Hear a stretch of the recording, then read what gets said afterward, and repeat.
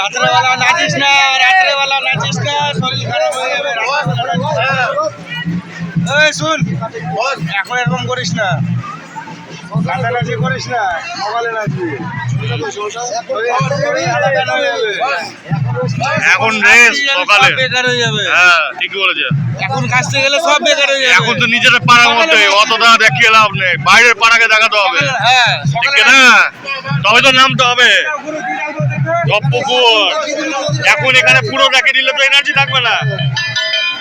সবকে দিয়ে দিল, তোরা বাইরে আছিস।